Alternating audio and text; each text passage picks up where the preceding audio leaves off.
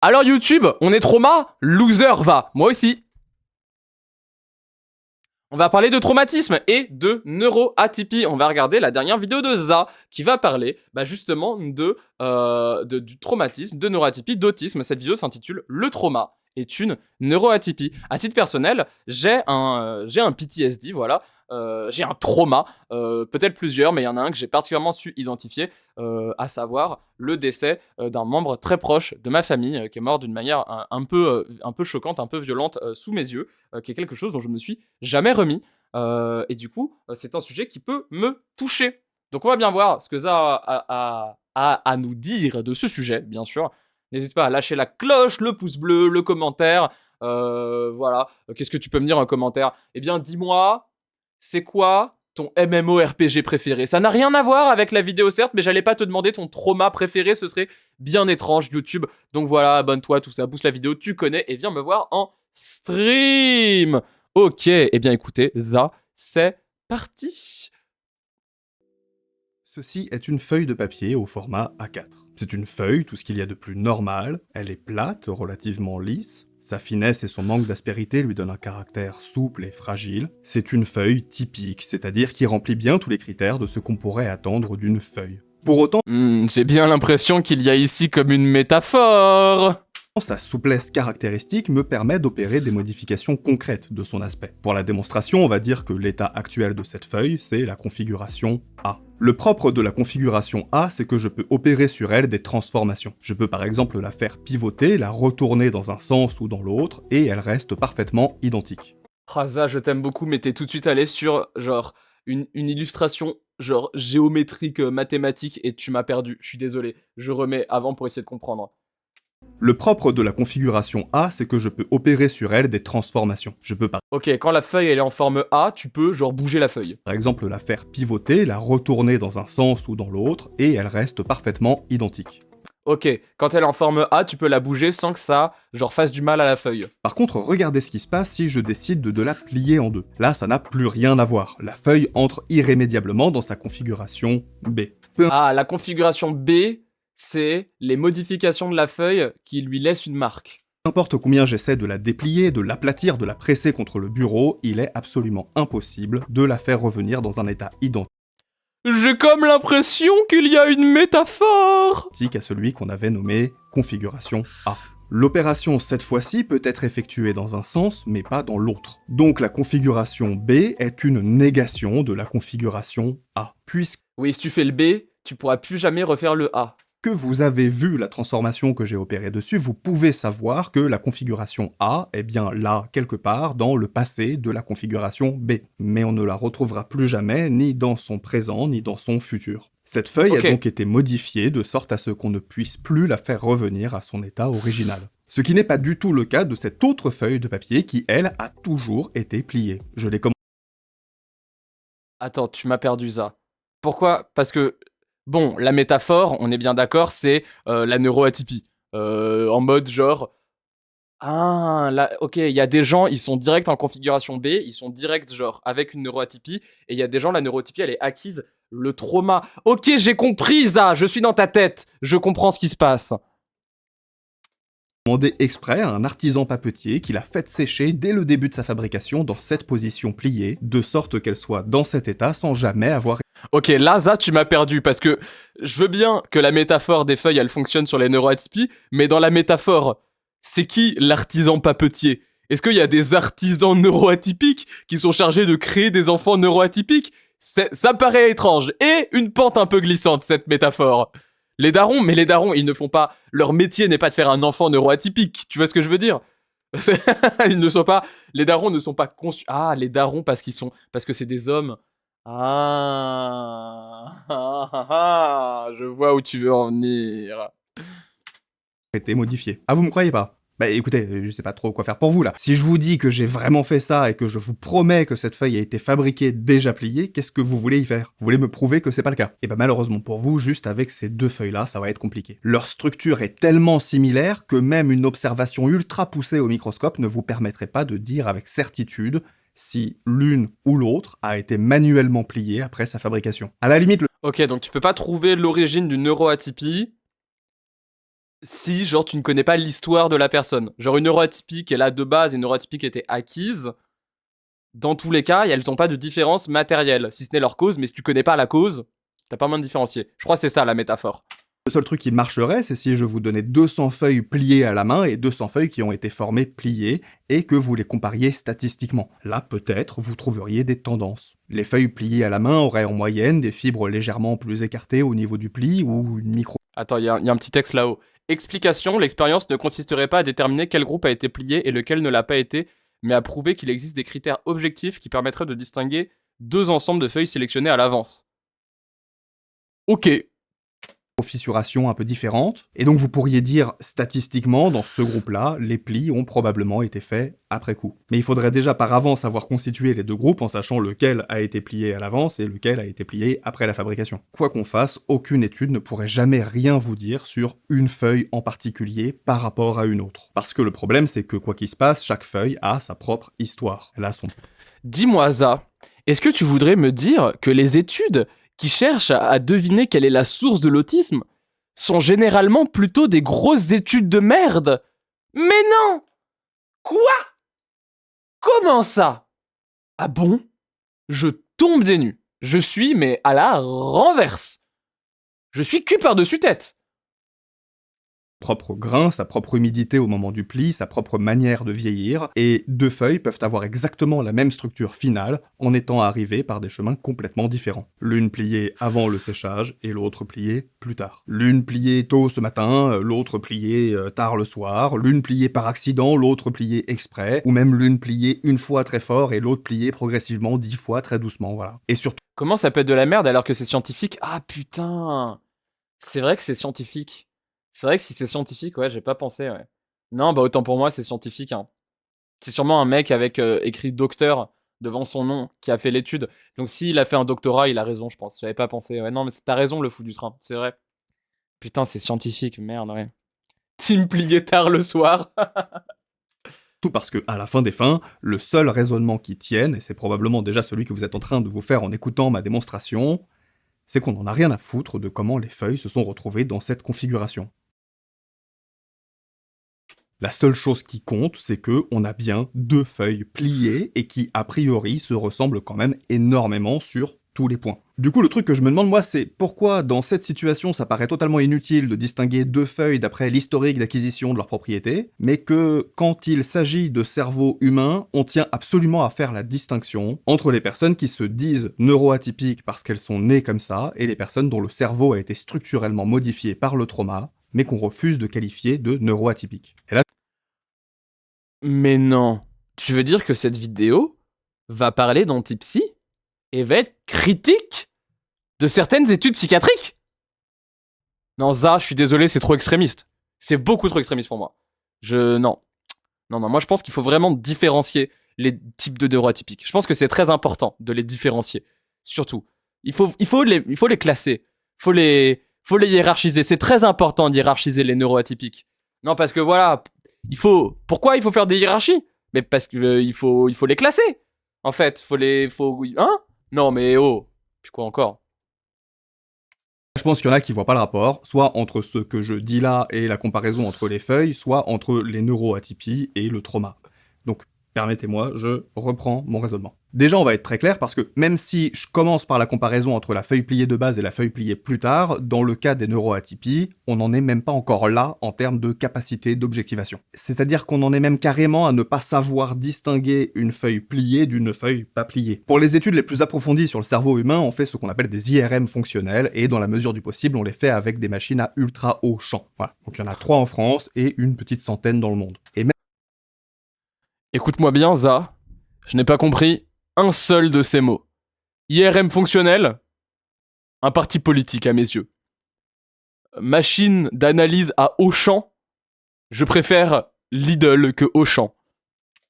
Même avec ça, même avec du machine learning, même avec des bases de données, avec des milliers de cerveaux ultra détaillés pour comparer, eh ben, on n'arrive même pas à distinguer un cerveau neurotypique d'un cerveau neuroatypique. Quand on entraîne des algorithmes à... Ça, c'est excessivement vrai, par contre. Genre, tu peux, sur certaines neuroatypies, I guess, trouver 2-3 différences, de voir quels champs du cerveau sont affectés ou quoi, parce qu'ils fonctionnent un peu différemment, mais franchement, c'est léger. Et dans tous les cas, c'est à chaque fois des études qui ont des big trous à l'intérieur, genre. Comme mon cerveau, haha. Pour connaître un cerveau autiste par rapport à un cerveau neurotypique, on obtient des résultats de précision qui oscillent entre 44 et 80%, selon les études, et surtout selon les échantillons. Et plus on augmente la taille de l'échantillon, plus les résultats se dégradent. Donc 44% au passage, c'est moins bien que le hasard. C'est-à-dire que littéralement, si vous tirez à pile ou face, vous avez des meilleurs résultats. C'est ce qu'on dit en... C'est vrai, ça s'appelle la théorie du chaos, non? Je sais pas. Eh, vous croyez c'est un stream de troubles antacides? Vous croyez je m'y connais en sciences? Moi, non, pas du tout. J'ai fait ES. Même pas, j'étais dans les nouvelles trucs là, avec les enseignements spécialités. Je connais pas les sciences. Mais oui, quand vous tirez à pile ou face, si vous tirez genre 1000 fois à pile ou face, et que vous avez fait genre des stats de combien de fois vous avez eu pile, combien de fois vous avez eu face, en gros, vous obtiendrez genre à peu près genre 50% de fois pile, 50% de fois face. Donc, là, c'est vrai que ce qu'il est en train de dire, c'est très vrai. Les études qui ont trouvé 44% de trucs de cerveau autiste, c'est pire que le hasard. L'étude qui réussit que 44% des fois, c'est genre même le hasard, il est plus solide que ça. Explique la théorie du chaos avec du pipi, STP. Ok, je peux expliquer la théorie du chaos avec le pipi. Quand tu fais pipi, le jet de ton pipi, il y a des éléments qui font qu'il sort de cette manière. Si tu fais pipi assis, debout, comment est-ce que ton prépuce il est formé, si t'es circoncis ou pas, si t'as un prépuce, est-ce qu'il est large, serré, petit, la taille de ton tunnel, de ton urètre, il est différent. On n'a pas tous et toutes la même urètre à l'intérieur, les aspérités sont plus ou moins différentes. Tout ça, c'est des facteurs qui font que le jet de ton pipi, quand tu fais ce pipi-là, il a telle forme, ce jet. Mais il y a tellement de facteurs différents qui s'influent les uns les autres, parce que tel facteur va avoir une influence sur le deuxième facteur. La taille de ton urètre va avoir une influence sur la taille de ton prépuce, qui elle-même va être en fonction de comment tu tiens ta bite, plus ou moins dans une direction ou dans une autre. La théorie du chaos, c'est une théorie qui dit que il y a tellement de facteurs différents. La taille de l'urètre, si t'es assis, debout, circoncis, ton urètre ressemble à quelle taille, les parois de ton urètre et tout, etc., de ton prépuce et tout machin. Il y a tellement de facteurs différents qui s'influencent les uns les autres que même si, théoriquement, on pourrait relier tous les facteurs pour comprendre pourquoi ton pipi, ce jet-là, il a cette forme-là, bah il y a trop de facteurs qui fait que c'est impossible en pratique de deviner. Théoriquement, c'est possible, mais en pratique, c'est infaisable. Un truc qui tombe sous le... C'est une magnifique blague pipi. On applaudit la blague pipi. Un truc qui tombe sous le coup de la théorie du chaos, c'est la météo. Purement théoriquement, si on avait toutes les datas et un ordinateur ultra puissant, on serait capable de prédire la météo pour les 1000 ans à venir. C'est qu'un enchaînement de faits, la météo. Si le nuage il est là, c'est parce que la température elle était là, que l'eau de la mer elle était là, etc. Mais il y a tellement de facteurs différents qu'on n'en est pas pratiquement capable. Mais théoriquement, on pourrait. C'est ça la théorie du chaos, je crois. Si ça se trouve, Troublant Tacite va voir ça, va venir me voir en DM et dire « Mais Dolly, tu dis n'importe quoi, ça se voit que t'es dyslexique, dyscalculique. » Voilà. La théorie du chaos avec le pipi. Ça fait un très bon TikTok, ça. Quand on dit que le protocole, plus les résultats se dégradent. Donc 44% au passage, c'est moins bien que le hasard. C'est-à-dire que littéralement, si vous tirez à pile ou face, vous avez des meilleurs résultats. C'est ce qu'on dit en science quand on dit que le protocole fait moins bien que le hasard. Pour le trauma, c'est pareil. Une étude avec du machine learning sur des personnes traumatisées a obtenu 70% de précision pour les distinguer de personnes exposées au trauma, mais sans PTSD. 70%, ça veut dire qu'on se plante 3 fois sur 10. Ça, c'est pas... C'est énorme. Se tromper 3 fois sur 10 dans une étude, c'est énormissime, genre. Juste pour distinguer trauma de pas trauma, même pas pour distinguer trauma complexe de stress post-traumatique, ni stress post-traumatique. Ah, vous êtes plus bête? Bah, désolé pour vous. Et les gens qui ont de la thune, offrez des subs à ceux qui sont plus bêtes. De trauma développemental et encore moins trauma d'autisme. Et justement, quand on regarde le cerveau des personnes traumatisées, autistes ou qui ont un trouble de l'attention, on commence à comprendre quelques trucs. L'amygdale, cette petite structure au centre de notre système de vigilance et qui traite la peur et déclenche les réponses de stress. Elle est atypique dans le trauma et elle est atypique aussi dans l'autisme. Attends, tu dis trop de mots trop vite, j'ai besoin de me concentrer. Cette petite structure au centre de notre système de vigilance et qui traite la peur et déclenche les réponses de stress. Oui. Elle est atypique dans le trauma et elle est atypique aussi dans l'autisme. Ok, quand t'es traumatisé, ton amygdale, elle est genre comme une feuille, elle est pliée, mais quand t'es autiste, donc c'est pas la même origine du pli, elle est quand même pliée. Cortex préfrontal, la partie du cerveau qui gère la planification, le contrôle des impulsions et qui est censée calmer l'amygdale en analysant les signaux qu'elle reçoit, et ben le cortex préfrontal, il est atypique dans le trauma de la même façon qu'il est atypique dans l'autisme et dans le TDAH. Le cortex singulaire qui fait le lien entre émotion et cognition, qui nous permet d'ajuster notre comportement et de réguler nos réactions, il se présente de façon atypique dans le trauma, tout comme dans l'autisme et le TDAH. Ok, en gros, dans les neuroatypies, ton cerveau, il se présente atypique, mais on n'a pas vraiment de moyen de différencier quelle neuroatypie. Ou alors, c'est des moyens purement arbitraires. C'est ça, je crois, le point. TDAH. Le corps calleux, ce gros bazar de câbles nerveux qui connecte les deux hémisphères du cerveau, atypique dans le trauma, atypique aussi dans l'autisme et dans le TDAH. Le cervelet, qu'on a longtemps pensé réservé à la coordination motrice, mais qui joue en réalité également un rôle dans l'attention et la régulation émotionnelle. Vous allez pas me croire, mais il est atypique exactement de la même façon dans le trauma, dans l'autisme et dans le TDAH. Ce qui fait ça va mes atypiques sur du chat? Vous êtes atypiques ici? qu'à la fin, on a bien 3 conditions qu'on nous présente comme fondamentalement différentes, mais qui, de manière démontrable par les altérations trouvées dans la comparaison des cerveaux moyens des personnes concernées par celles-ci, ont des façons d'expérimenter la vie qui sont extrêmement similaires. C'est à cause de la configuration atypique de l'amygdale et du cortex préfrontal qu'on observe chez les personnes autistes, TDAH et traumatisées des difficultés de régulation émotionnelle. Quand l'amygdale s'emballe... Bonsoir, mais comment ça, j'avais pas follow déjà? J'ai eu un bug chelou de Twitch il y a genre, en mode quelques mois, qui a fait unfollow plein de gens, je sais pas pourquoi. Du coup, si ça se trouve, t'avais follow avant ça et t'as eu le bug. Mais coucou, Commandacht. Attention, premier message dans le chat de Commandacht, vous connaissez maintenant ce qu'il faut faire le chat. Sniff that new chatter, please, guys! Et que le cortex TDAH et traumatisé des difficultés de régulation émotionnelle. Quand l'amygdale s'emballe et que le cortex préfrontal peine à la calmer, les émotions débordent ou au contraire se coupent complètement. Ces deux structures cérébrales, l'amygdale et le cortex préfrontal, travaillent en lien direct avec le système nerveux autonome, celui qui gère nos réponses automatiques de stress. Et donc... Za, je t'aime beaucoup, mais je ne sais pas de quoi est constitué le cerveau, je ne comprends pas, je suis désolé. Je vais essayer de suivre ta vidéo, mais en fait, je comprenais mieux la métaphore des feuilles. Pardon, Za, parce que ça a l'air d'être super intéressant et je suis juste une petite conne. Pardon. Dans les 3 cas, ce système fonctionne de manière atypique. Il reste en alerte quand il devrait se calmer, ou il se coupe quand il devrait rester connecté. Du coup là... Ok, le cerveau, il marche bizarre, peu importe la source du bizarre. Mais en gros, quand t'es bizarre, c'est bizarre. Pardon Za, mais c'était clair pour moi, dit comme ça. Régulation, au lieu d'être automatique, elle devient un effort constant. Les atypies du cortex préfrontal et du cervelet expliquent aussi pourquoi les fonctions exécutives posent problème dans les 3 cas. Savoir qu'on doit faire une chose et ne pas réussir à la commencer, vouloir arrêter une activité et ne pas réussir à décrocher, avoir 3 tâches à faire dans la journée et être incapable de décider par laquelle on va commencer, oublier ce OMG, c'est moi, il parle de moi! Qu'on est en train de faire en allant d'une pièce à l'autre, rater des rendez-vous parce que le temps passe différemment dans notre tête, pas réussir à faire la vaisselle... Attends. Quoi? La raison... Attends, quand t'es autiste ou TDAH, le temps est, genre, passe différemment? C'est un vrai symptôme? Putain, merde. Ça explique tellement de choses. Je me doutais que mes problèmes je suis en retard, je loupe des trucs, je rate des créneaux, ou alors j'arrive genre 3 heures en avance et tout machin pour des rendez-vous de 10 minutes, ce genre de bail. Je me doutais que c'était en lien avec des problèmes d'attention.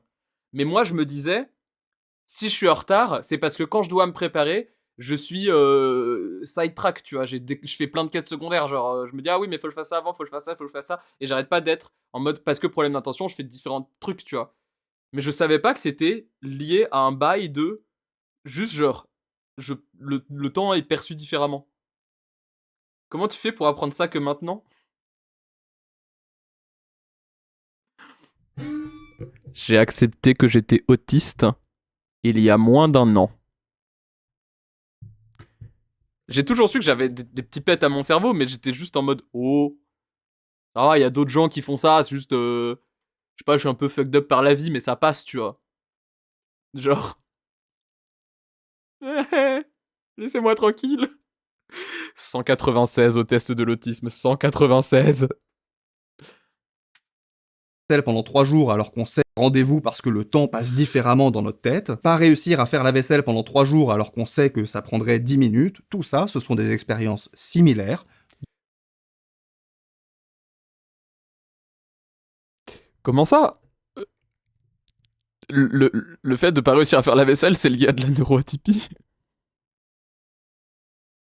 Je pensais juste que j'étais une flemmarde.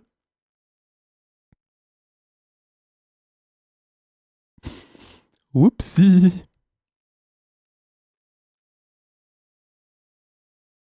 Merci Za.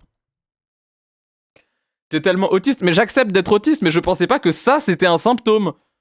Parce que être autiste ne veut pas dire que je ne peux pas aussi être une grosse flemmarde. Je vous le dis, je suis aussi une grosse flemmarde.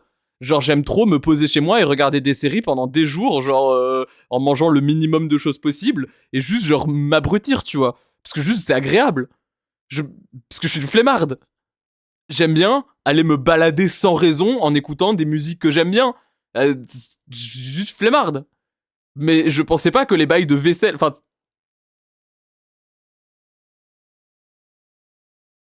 Insulter un coloc qui laisse traîner une casserole sale pendant 3 jours, c'est psychophobe. En vrai, ok. Faut voir déjà, parce qu'en effet, peut-être que ton coloc a une neuroatypie, et auquel cas, il y a moyen de trouver des solutions, il y a moyen d'en parler. C'est pas parce que t'es neuroatypique que aussi les questions de genre ne jouent pas. Et en vrai, bah, la répartition genrée des tâches, le fait que les hommes font beaucoup moins la vaisselle, c'est un vrai bail. Du coup, il y a aussi ça à diguer, tu vois, ça peut même se cumuler. Et auquel cas, bah, faut juste en parler avec genre les colocs, les gens avec qui vous vivez ou quoi. Parce que j'ai des potes qui sont dans cette situation de gens très neuroa qui arrivent pas à faire la vaisselle et tout machin. Et putain, mais oui, mais en plus, je savais que dans le cas de mes potes, c'était ça. Pourquoi j'ai pas pensé que ça pouvait être ça pour moi aussi? Je suis con. Je suis trop bête. Oh là là. Mais du coup, il y a moyen de trouver des solutions. Il y a moyen de trouver des systèmes qui fonctionneraient. Faut juste en parler et voir où est-ce qu'on peut faire des compromis, du consensus, etc. Mais grosse force, parce que c'est compliqué, hein. Le pire, c'est quand t'es dans 2 gens neuroa qui fonctionnent différemment et où les fonctionnements vont l'un contre l'autre. C'est horrible. Mais il y a des solutions, il y a toujours des solutions. Dans le 3 jours alors qu'on sait que ça prendrait 10 minutes, tout ça, ce sont des expériences similaires dans le TDAH, dans l'autisme et dans le trauma. Parce que quand le cerveau est mobilisé en permanence pour surveiller l'environnement et évaluer les menaces, il lui reste moins de ressources pour planifier, organiser et prioriser. Le Ah, c'est pour ça. cortex préfrontal ne peut pas tout faire en même temps. Et que Putain, mais c'est pour ça que les neuroa, on est fatigué tout le temps. cette vigilance vienne d'un trauma précoce ou de 20 ans passés à devoir décrypter les codes sociaux qu'on comprend pas intuitivement, ou même les deux à la fois, et ben le résultat il est le même. Et puis bien évidemment, une amygdale qui est en mode alerte en permanence, c'est aussi un système nerveux qui traite les stimuli sensoriels comme des menaces potentielles. D'où Ah, mais ça fait tellement de sens. J'aurais dû regarder les vidéos de Ça bien plus tôt dans ma vie. l'hypersensibilité au bruit, aux lumières et aux textures qu'on retrouve autant chez les personnes autistes que chez les personnes traumatisées. Ce qui fait que puisque Putain, moi sur les lumières, j'ai un gros problème. La plupart de mes amis autistes, et gros shout-out à Fox Harrell qui me déteste à cause de ça, ne supportent pas la lumière très forte. Ce qui est un truc assez classique dans l'autisme, les lumières fortes, comme Ça le dit, stimuli sensoriels très forts et tout machin, bah, ça fait bugger le cerveau, t'aimes pas. Moi, c'est l'exact opposé. J'ai besoin d'avoir des gros flashs de lumière dans la gueule, constamment. Là, la lampe que j'ai devant moi qui m'éclaire, ma grosse lampe qui m'éclaire la gueule constamment, du pur bonheur. J'aimerais même la mettre à 100% comme ça. Bon, là ça m'éblouit, genre, mais pas au sens dérangeant, ça m'éblouit au sens juste ça fait mal aux yeux. Mais genre...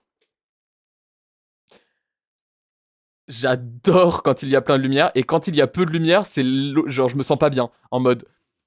Mais ça, je pense que c'est plus lié à mes problèmes de vue en réalité, hein, plus qu'autre chose. Mais du coup, Fox Harrell, avec qui je traîne assez fréquemment, lui, c'est l'exact opposé. Trop de lumière, il déteste. Il a besoin d'avoir le moins de lumière possible. Il me hait. Quand on est ensemble, il me hait. On se bat pour la lumière. Moi, je veux qu'on détruise l'essence du toucher et du son, et après, la vie devient super.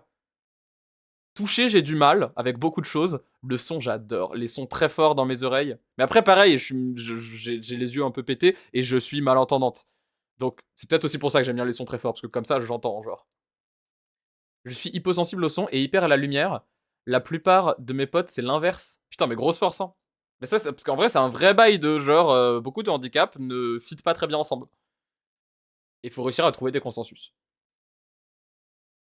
Ce qu'on fait avec mon pote Foxarel, c'est que juste on alterne. Des fois, il n'y a pas beaucoup de lumière, des fois, il y en a beaucoup. Et on prévient à chaque fois l'autre en mode je vais allumer la lumière dans 5, 4, 3, 2, 1, le temps qu'il puisse se préparer, choper ses lunettes de soleil, etc. Pareil, quand il éteint la lumière, il me le dit en avance, etc. etc. On trouve des solutions. Le cerveau doit constamment évaluer si ce qui arrive est dangereux ou pas, on se retrouve à vivre dans une réalité dans laquelle tout ce qui est imprévu coûte extrêmement cher. Le besoin de prévisibilité, ou à l'inverse ce qu'on appelle l'intolérance à l'imprévisibilité, les routines, les rituels, tout ça c'est pas de la rigidité mentale, c'est de l'économie d'énergie, c'est rationnel. Pour ça. C'est pour ça que c'est fatigant les nouveaux trucs. Mais ça fait tellement de sens. C'est rationnel parce qu'au bout du compte, maintenir un fonctionnement socialement acceptable avec un cerveau qui traite l'information différemment, ça demande une énergie que les autres ne soupçonnent même pas. Et donc ça nous isole, et donc ça nous culpabilise, et donc c'est une souffrance qui a sa part de biologique, oui, évidemment, je pense que je vous l'ai suffisamment prouvé, mais qui a aussi une grande part de politique au sens propre, c'est-à-dire au sens d'organisation de la vie des personnes qui partagent un même espace. Je m'attendais pas à ce que ça se fasse dans ces conditions, mais il se trouve que je fais cette vidéo un peu énervé. C'est parce qu'en fait, j'aimerais que vous compreniez qu'à la fin, c'est quand même ça qui compte en fait. Je vois de plus en plus d'arguments qui vont contre ce qui pour moi est une réalité d'une évidence absolue. Quand des personnes ont des problèmes semblables, des besoins semblables, des limites semblables et des revendications semblables pour obtenir de la part de la société leur inclusion et le respect de leurs droits, et que quand une partie substantielle de ces personnes essaie de se revendiquer appartenir au même groupe, à la même communauté que les autres, et qu'on lui répond qu'elle confond tout, moi j'ai juste envie de vous demander à quoi vous servez en fait. Et ça, c'est tellement putain de réel et basé, genre, en mode. Le communautaire existe pour une raison. Pourquoi est-ce qu'on a, genre, des rassemblements de sigles comme, bah, genre, LGBTI, neuroatypique, racisé, etc., etc., etc.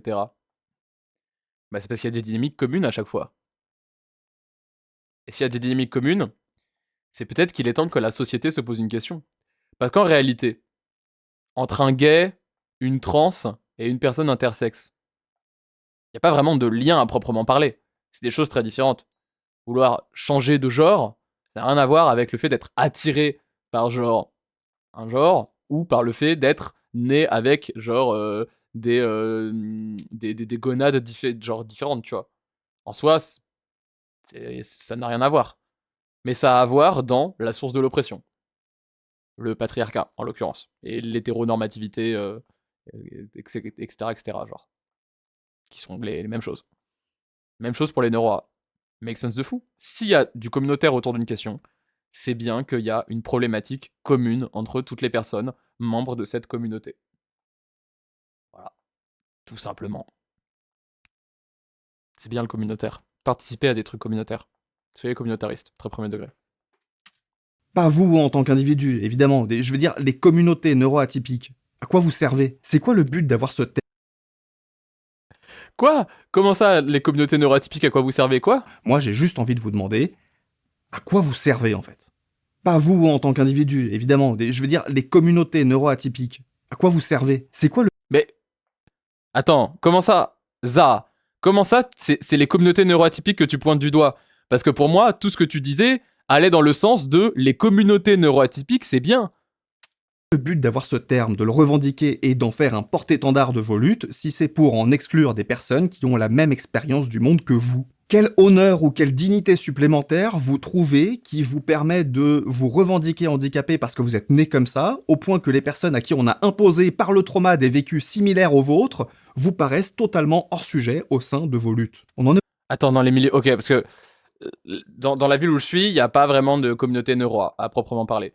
Il y a genre des gens qui se retrouvent sur ouais, des trucs de comorbidité et tout, genre au sein de communautés différentes, notamment les communautés trans et LGBT, sans grande surprise. Mais il n'y a pas vraiment de communauté neuroa dans la ville de Tours, où j'habite, tu vois. Il n'y a pas beaucoup de villes en France où il y a des communautés neuroa. Il me semble qu'il y a Lille, Paris et Lyon, si je dis pas de conneries. Je crois que c'est genre un peu les seules villes où il y a vraiment des trucs communautaires. C'est un vrai bail que dans les milieux communautaires, neuro-A, les personnes victimes de PTSD, les personnes traumatisées, ne sont pas accueillies dans les espaces neuro-A. C'est genre...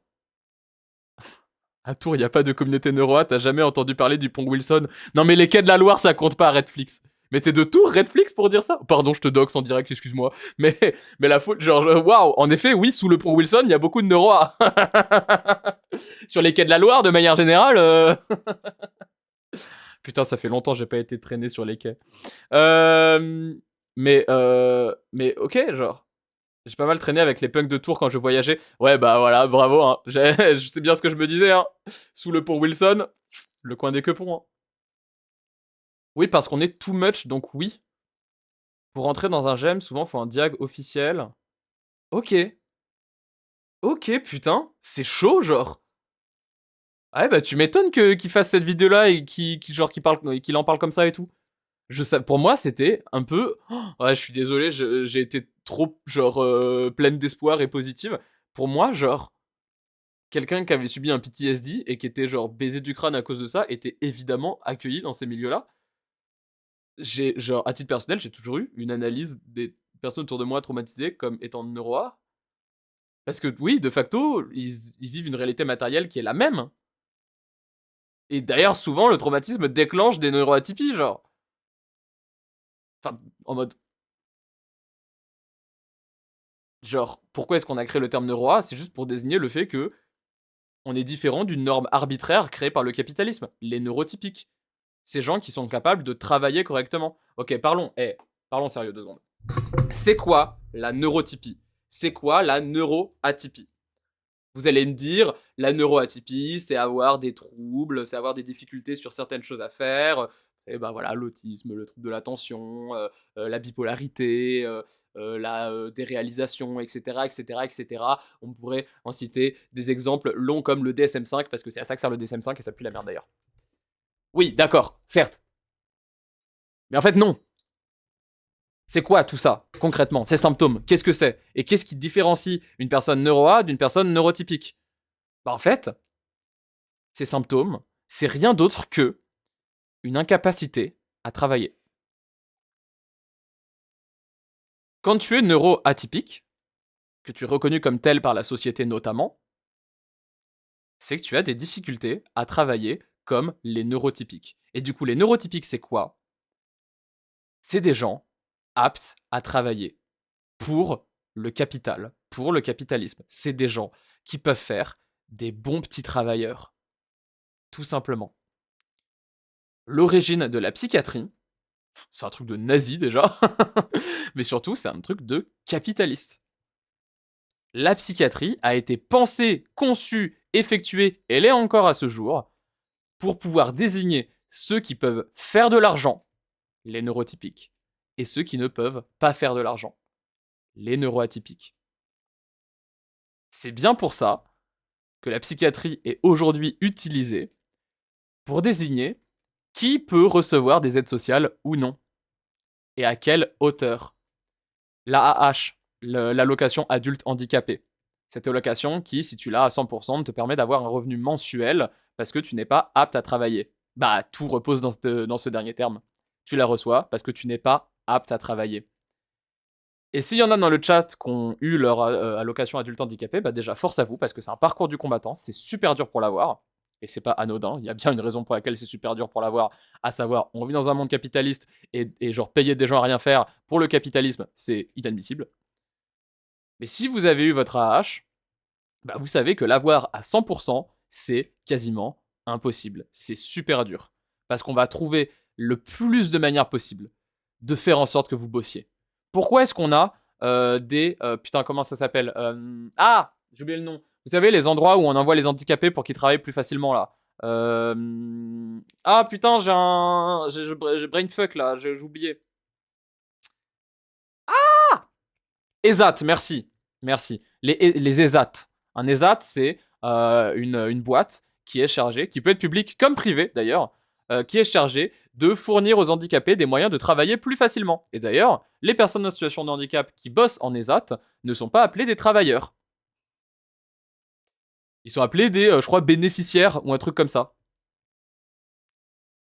En mode, la société leur rend service et leur permet de travailler. Jusqu'à l'année dernière, ils n'avaient pas accès au droit du travail, les gens qui travaillent en ESAT. Ils n'avaient pas le droit de se syndiquer, ils n'avaient pas le droit de, genre, avoir de conventions collectives ou des trucs comme ça. Il y a eu enfin, grâce notamment aux luttes syndicales, particulièrement du syndicat Sud Santé Sociaux, ils ont réussi à obtenir le droit de syndicat il n'y a pas longtemps, et à gratter un peu du droit du travail, mais on est encore loin de l'égalité avec les neurotypiques. Et pourquoi les ESAT, ça existe? Parce qu'on veut absolument, dans notre société, faire travailler les handicapés. C'est ça qui définit un handicap. Qu'il soit moteur ou pas moteur, qu'il soit visible ou pas visible, ce qui définit le handicap, c'est juste ta capacité à produire. Moins tu peux produire, plus on te considère comme handicapé. En réalité, les neurotypies et les neuroatypies, ça n'existe pas. Chaque être humain n'a pas une valeur plus haute ou plus basse que l'autre. Genre oui, en effet, il y a une différence entre une personne neurotypique et neuroatypique. Mais en fait, il y a aussi des différences entre chaque personne pour 1 milliard de raisons. Et ça n'influe pas la manière qu'on a de percevoir les différentes personnes. Ça n'influe pas leur valeur. Je veux dire, genre, il y a des gens qui ont des lunettes, il y a des gens qui n'en ont pas. Il y a des gens qui ont genre des grosses narines, il y a des gens qui ont des petites narines. Il y a des gens qui pissent beaucoup, il y a des gens qui pissent pas beaucoup. Bah, c'est pas les mêmes personnes, il y a des différences. Mais c'est pas des différences qu'on notifie vraiment. La différence avec les neurotypiques et les neuroatypiques, c'est que nous, c'est des différences qui influent notre capacité à produire. Et produire quoi? De la thune, des biens, des services à fournir. En gros, des petites mains de bons petits travailleurs au capital. Voilà! Vous n'êtes pas handicapé, vous êtes juste inutile pour le capitalisme. C'est pour ça qu'on dit que vous êtes handicapé.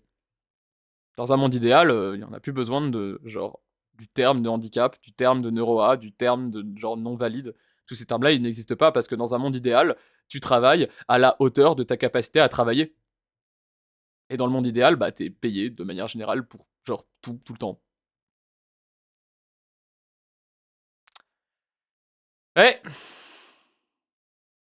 Et bah ça, les amis, c'est une analyse matérialiste et marxiste du handicap. Et c'est la bonne analyse. Ok, dis-nous tout ça. Des vécus similaires aux vôtres vous paraissent totalement hors sujet au sein de vos luttes. On en est au point où moi j'ai des patientes et des patients traumatisés qui disent publiquement qu'ils et elles sont autistes juste pour qu'on leur foute la paix et qu'on remette pas en question leur vécu et la gravité des impacts de leur histoire traumatique. Et un jour j'ai entendu une personne me dire « Non mais en fait tu comprends pas, dire que les personnes qui ont un trauma développemental sont neuroatypiques, c'est pathologiser les neuroatypies. Alors que nous on est juste comme ça, c'est tout, c'est pas un trouble. » Et ben alors là j'ai une super bonne nouvelle pour vous, vous allez voir, le trauma c'est pas une pathologie non plus. Le trauma, comme l'autisme, c'est pas un dysfonctionnement, c'est une adaptation. L'hypervigilance, c'est pas une maladie. Quand on grandit dans un environnement où le danger est réel et imprévisible, un système nerveux qui reste en alerte, c'est exactement ce qu'il faut pour survivre. C'est rationnel, encore une fois. La dissociation, c'est pas une maladie non plus. Quand on ne peut ni fuir ni se battre, nous couper de ce qui se passe, c'est encore une fois l'option la plus rationnelle qui existe. Et ça rejoint tout mon propos. Pourquoi alors, si en effet c'est une adaptation, le trauma, pourquoi est-ce que les gens traumatisés, bah ils finissent un peu handicapés et la société en veut de moins en moins et on essaye de leur donner des petites aides sociales à droite à gauche, et encore. Parce que ça a beau être une adaptation, ça a beau être un truc parfaitement naturel et humain, et ça permet pas de produire beaucoup de thunes un traumatisé. Hein. Le capitalisme, il définit pas le handicap en fonction d'à quel point c'est naturel ou pas. Parce que toute forme de handicap est naturelle, en vrai. Non, le capitalisme, il définit le handicap en fonction de combien de thunes t'es en capacité de produire. Wouh! Encore une fois, le grand méchant, c'est Emmanuel Macron. Le cerveau autiste, le cerveau TDAH, ce sont pas des cerveaux cassés. Et bah spoiler, le cerveau traumatisé, il est pas cassé non plus. Il a fait exactement ce qu'il devait faire avec les informations qu'il avait. Le problème, c'est pas la réponse, c'est que la réponse continue alors que le contexte a changé. C'est pour ça qu'on dit post-traumatique. Quand on est toujours dans le contexte traumatique, on va OMG, Unknowable Moon, premier message dans le chat. Vous connaissez ce qu'il faut faire maintenant, le chat. Sniff that new chatter! pas diagnostiquer la personne. Bon, on le fait quand même, mais c'est con. Et tout ce qu'on décrit des personnes en situation post-traumatique, c'est vrai aussi pour les difficultés des personnes autistes ou TDAH. Le problème, c'est pas leur cerveau, c'est l'inadéquation entre leur fonctionnement et ce que l'environnement social exige d'elles. Ou alors, si vous voulez me prétendre l'inverse, que le problème, c'est pas juste un problème de temporalité et de changement contextuel, alors très bien, mais alors expliquez-moi pourquoi vous masquez encore si c'est pas rationnel. Parce que si... Et quand il parle d'environnement social, c'est un joli mot à nouveau pour désigner le système socio-économique dans lequel on vit. Le capitalisme. c'est aussi simple que ça, vous avez qu'à arrêter de masquer. Si on a collectivement accepté que... Eh oh, oh, oh, oh! Ça va, ça? Excuse-nous! Si c'est pas rationnel. Parce que si c'est aussi simple que ça, vous avez qu'à arrêter de masquer. Si on a collectivement accepté que l'autisme n'était pas une pathologie mais une variation neurologique qui devenait handicapant dans certains contextes sociaux, alors le trauma développemental, désolé, mais c'est exactement la même chose. Une variation neurologique qui devient handicapante dans certains contextes sociaux. Alors vous avez sans doute l'impression que je fais un flanc de 3 fois rien. Mais moi, et c'est peut-être là que je vais vous choquer, de base, l'autisme et le TDAH, je trouve que c'est franchement des catégories de merde. Oui, oui, oui, oui, oui, oui, oui, oui, oui, oui, dis bien, ça, dis bien. Et tu sais quoi? Même la psychiatrie commence à être d'accord avec ça. D'accord? Même la psychiatrie, les dernières études psychiatres, études de cons, hein, études de gros cons, qui veulent rien dire, mais même eux, ils sont en mode, ah oui, c'est vrai qu'en fait, c'est la même chose. Et en même temps, c'est pas vraiment définissable. Je me bave dessus, je suis psychiatre. Psychiatre de con. Putain. Mais oui, le terme TDAH et le terme TSA, là, trouble du spectre autistique, c'est de l'AD en vrai. Hein. La vérité, hein. Y a pas besoin de catégorie. Y a juste besoin de dire, mon cerveau il fonctionne pas tout à fait pareil, et c'est plus dur de moi de produire. Voire c'est pas possible pour moi de produire. Ma vie a pour autant de valeur que la vie de n'importe qui. Sauf qu'en fait, non. Pas sous le capitalisme. Votre vie a moins d'importance parce que vous pouvez pas produire. C'est comme ça que fonctionne ce système. Et ce système, il pue la merde. Parce que humainement, moralement, on est bien d'accord. Votre vie, elle est pas moins importante. Elle a pas moins de valeur. Parce qu'aucune vie a moins de valeur qu'une autre. Mais sous le capitalisme, bah si. Les vies, elles ont une valeur monétaire. Et quand on est handicapé, bah on en a moins. L'argument classique pour exclure le trauma des neuroatypies, c'est de dire « oui, mais il y a des symptômes qui sont quand même vachement spécifiques au trauma ». Et c'est vrai.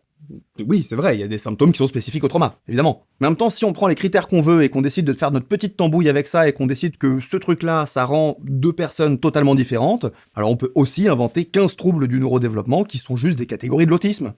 Ah là, dis bien! Neuroa, c'est un terme communautaire, d'ailleurs, non, c'est autiste le terme médical. Je ne sais pas trop si Neuroa, c'est un terme communautaire à l'origine. Mais en tout cas, aujourd'hui, je le vois surtout utilisé comme ça, oui. Complètement s'amuser, hein, à prendre plein de petits critères excluants comme ça et dire qu'en fait, il n'y a pas un autisme, mais il y a 15 TND différents avec tous plein de spécificités, pas de souci. Selon les études récentes les plus citées, vous avez plus de chances d'être autiste et TDAH en même temps que d'être juste autiste. Alors, pardon, hein, mais quand on parle de chiffres qui vont jusqu'à 70%, j'appelle plus ça de la comorbidité. J'appelle ça du « on n'a plus aucune idée de ce qu'on fout de nos catégories centenaires ». Quoi? Tu veux dire que les psychiatres sont nuls? Je te ferais dire qu'il y a écrit docteur devant leur nom, et que en fait c'est des scientifiques qui font des études. Tu sais qui c'est les psychiatres? 1. L'autorité. 2. Le savoir. Excuse-moi, Ça, mais comment oses-tu dire ça? C'est vraiment n'importe quoi. Et fuck les psychiatres. Hein. Ces catégories, elles sont vitales, je dis pas, même moi, c'est important pour moi de dire que je suis autiste, parce que ça me permet de revendiquer un paquet de choses. Mais en vrai, ça fait aussi chier de devoir passer par cette catégorie-là. Parce qu'en réalité, l'autisme, le non-autisme, il nous vient d'une take psychanalytique totalement fumeuse, selon laquelle certaines personnes seraient repliées sur elles-mêmes et seraient du coup coupables d'auto-érotisme. Et à partir de ce mot auto-érotisme, qui était un peu la base à l'époque de Freud, on a un autre gars qui s'appelle Bleuler qui va juste retirer le érote pour se distinguer de Freud, et ça donne autisme. Attends, quoi? Je savais pas du tout ça. Je n'avais pas la data de l'étymologie de autisme. Oh, ça vient de homo-érotisme. Wesh.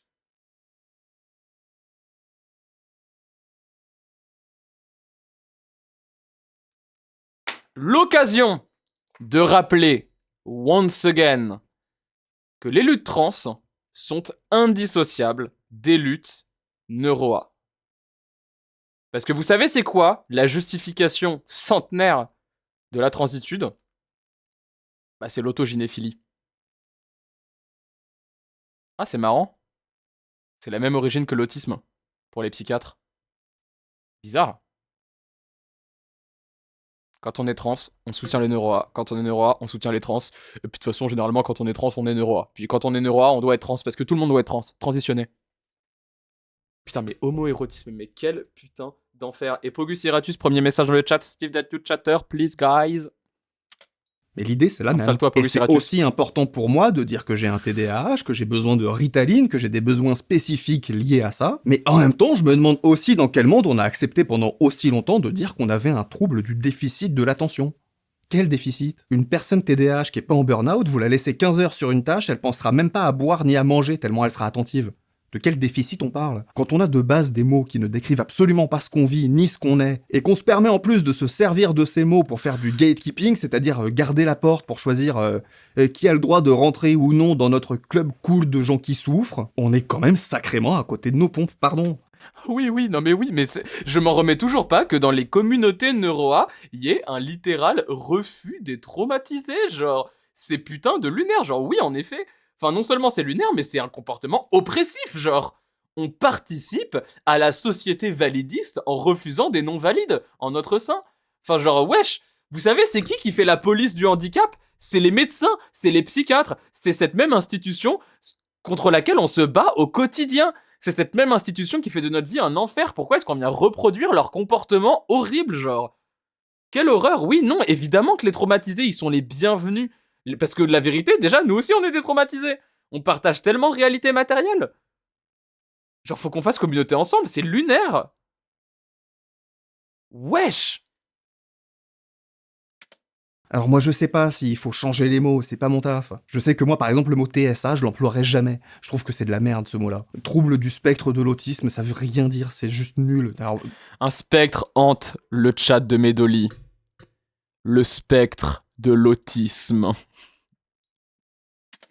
pour plein de raisons c'est nul, hein, mais Nicolas Galita sur Instagram il en parle très bien et je vous mets le lien en description.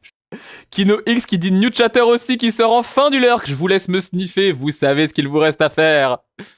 Je sais aussi que Installe-toi, TDAH, Kino-X. à chaque fois le mot me gêne et que c'est d'ailleurs pour ça que je parle plutôt de trouble attentionnel, même si j'aime pas non plus dire ça, mais au moins comme ça inclut un peu toutes les personnes neuroatypiques, parce que les troubles de l'attention, en vrai, on les retrouve partout dans les neuroatypies, c'est normal en fait, c'est logique juste biologiquement. Et pour la même raison d'ailleurs, ça me fait toujours bizarre de voir des gens dire « Ah mais t'as pas vu la vidéo de ZA sur le burn-out autistique ?» Parce que moi dans cette vidéo je dis pas burn-out autistique, je dis burn-out attentionnel. Et que même s'il a pu m'arriver de faire l'erreur Je crois qu'il parle de trouble antacide. Et un petit peu de amphibiante. Parce que moi, elles m'ont dit quoi, t'as pas vu la vidéo de ZA sur le burn-out autistique? Elles me l'ont dit. Elles me l'ont dit. Et d'ailleurs, oui, non, je n'ai pas vu la vidéo de ZA sur le burn-out attentionnel. Faut que je la regarde. Mais en fait, j'ai peur qu'elle me fasse des dommages irrémédiables à mon cerveau. Je préfère être dans le déni, ZA, d'accord? Laisse-moi dans le déni, ZA. Arrête de me regarder avec tes yeux perçants qui veulent me dire « Medoli, tu es en burn-out, Medoli! Medoli !» Non! Je suis pas en burn-out! Je dois travailler, je dois être une bonne travailleuse productive! Ah! Je me suis fait avoir par le capitalisme, ZA! Au secours! Regarde-la en stream plus capsule pitié. Je sais pas, parce qu'en vrai, il y a un monde où elle hit très close, tu vois, genre. Et j'ai pas forcément... Je sais pas, je verrai. Je verrai. de dire burn-out autistique, je refuse d'être une de ces personnes autistes pédantes et gatekeepeuses qui considèrent que le burn-out, ça lui appartient. J'ai 80% de ma patientèle qui est traumatisée et j'ai pas une seule de ces personnes qui n'a pas fait dans la dernière année un burn-out attentionnel. Alors oui, pour certains cas, pour les personnes traumatisées, on va plutôt parler d'état dorsovagal, de dissociation traumatique, etc. Mais si vous voulez vous amuser à faire cette comparaison, alors faudra aller jusqu'au bout de la comparaison. Et dans ce cas, faudra aussi aller me trouver des personnes autistes qui ne sont pas traumatisées et qui n'ont jamais connu de longues périodes d'état dorsovagal, de dissociation, d'alexithymie, d'anédonie, au point de se demander à un moment de leur vie, comme énormément de personnes, si elles ne sont pas psychopathes. Il tire à balles réelles. Voilà. Mais en vrai, genre en mode, c'est vraiment, enfin si c'est un vrai bail, c'est chaud parce que moi, Loki, genre tous les autistes que j'ai rencontrés n'ont jamais eu cette analyse-là d'être en mode, non, les traumatisés, pas avec nous. Genre, peut-être c'est parce que je traîne avec des bonnes personnes et il y a un biais de confirmation, il y a un effet de bulle, j'en sais rien, tu vois. Vu ce qu'il dit, c'est même visiblement ce qu'il m'arrive. Mais genre, en mode, si vous êtes... Bon, je pense que si vous êtes sur ce chat, en vrai, vous êtes d'accord avec ça, en vrai. Mais si vous connaissez des gens, genre, qui sont autistes, qui sont dans les communautés NeuroA et qui refusent, genre, les traumatiser, mais dites-leur, mais tu es toi-même traumatisé.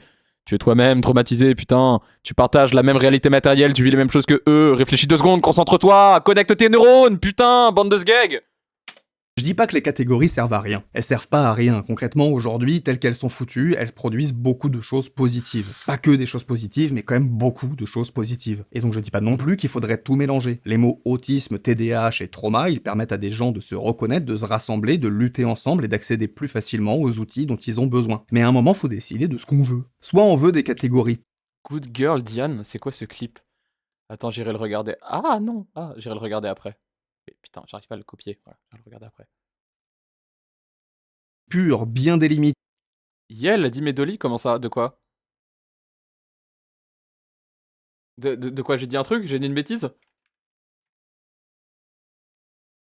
Trauma, ils permettent à des gens de se reconnaître, de se rassembler, de lutter ensemble et d'accéder plus facilement aux outils dont ils ont besoin. Mais à un moment, faut décider de ce qu'on veut. Soit on veut des catégories pures, bien délimitées, scientifiquement fondées, et là, désolé, ça n'arrivera pas.